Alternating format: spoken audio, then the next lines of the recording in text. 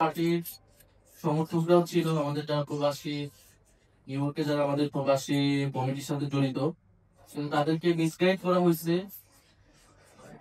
তাদেরকে বলা হয়েছিল যে তারা অন্য একটা গেট দিয়ে বের হবে এবং তাদেরকে অন্য আমাদের সমর্থককে অন্য একটা স্থানে থাকতে বলা হয়েছিল।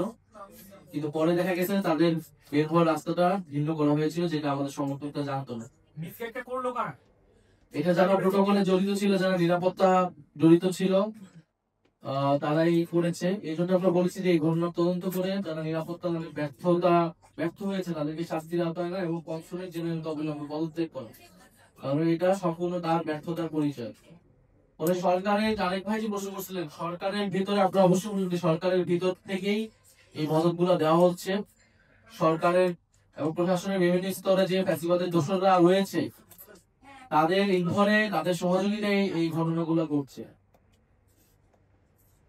আর আমরা আসলে আন্তরিকভাবে দুঃখিত, এটা আমাদের আসলে একটা জরুরি সংবাদ সম্মেলন ছিল, এই কারণে ইমার্জেন্সি ভাবে কল করা হয়েছে। আমরা পরবর্তী সংবাদ সম্মেলন ডাকার ক্ষেত্রে আমরা যথেষ্ট সময় জ্ঞানটা মাথায় রেখেই আপনাদেরকে জানাবো।